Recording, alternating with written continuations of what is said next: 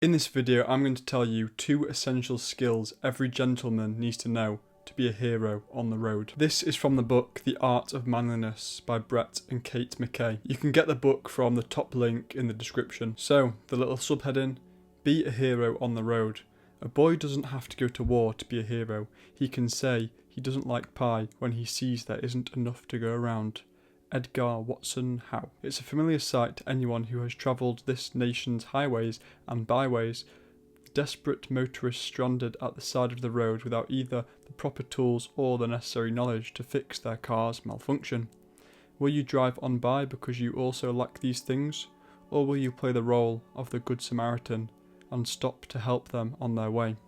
Every man should know how to confidently perform 2 basic car repairs: jump-starting the car and changing a flat tyre. Such acts may not be as dramatic as leaping tall buildings in a single bound, but you can bet someone will always be grateful you swooped in to save them. So firstly, how to change a flat tyre.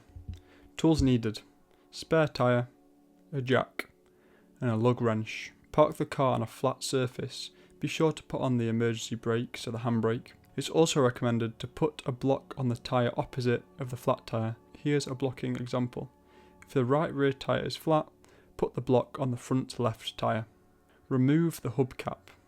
If the car has a hubcap, remove it so you can get to the lug nuts. Use the hubcap to hold the nuts, just like the dad in A Christmas Story.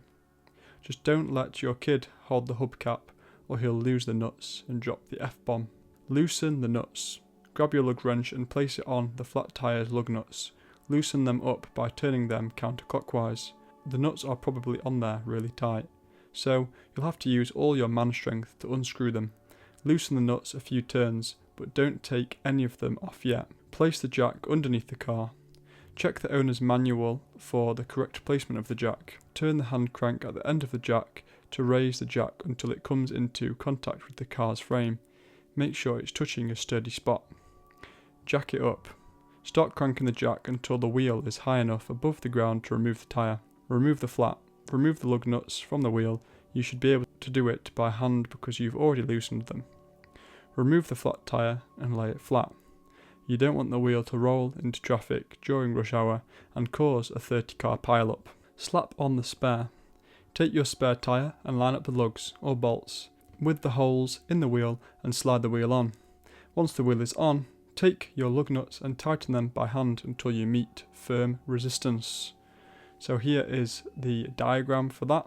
Use this tightening pattern if you have 5 bolts on your wheel. If your car has 4 bolts on the wheel, use this pattern. Lower the car. Lower the jack until the wheel is firmly on the ground.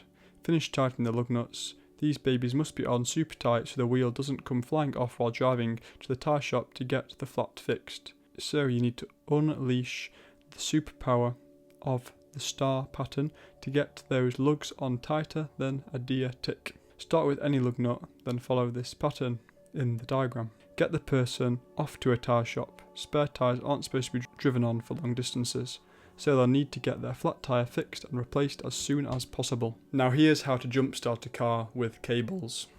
Tools needed: another car and jumper cables. Make sure both cars are turned off. Connect one end of the red positive jumper cable to the positive terminal on the stalled battery. Then connect the other red positive cable clamp to the positive terminal of the good battery. Connect one end of the black negative jumper cable to the negative terminal of the good battery. Then connect the other black negative cable to a clean, unpainted metal surface under the disabled car's hood. Somewhere on the engine block is a good place, unless you want to see flying sparks and a possible explosion. Do not connect the negative cable to the negative terminal of the dead battery. Start the car that's doing the jumping and allow it to run for about 2 to 3 minutes before starting the dead car. Remove cables in reverse order of how you connect them.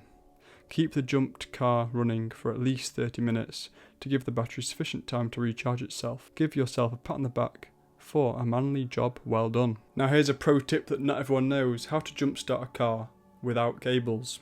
If the car has a standard transmission, you can jumpstart that bad boy without using cables. Here's how you do it. Tools needed: elbow grease, a hill or compliant friends. Find a stretch of downhill road that's clear. Fully depress the clutch and put the car in second gear. Turn the ignition to the on position. Lake your foot off the brake and start rolling down the hill. keeping the clutch fully depressed. Coast down the hill until you reach 5 to 7 miles per hour. Release the clutch quickly. You should feel the engine turn and start. If it doesn't start the first time, depress the clutch and release it again. If you don't have a hill, get some of your buddies to help push and follow the steps above. Thank you for watching. Please like if you learnt something and subscribe to keep learning. If you want to read the whole book, then the link will be top of the description. If you haven't watched my other videos on this book, or the next video on this book is out, then the playlist will be on screen now. Thank you for watching and see you in the next one.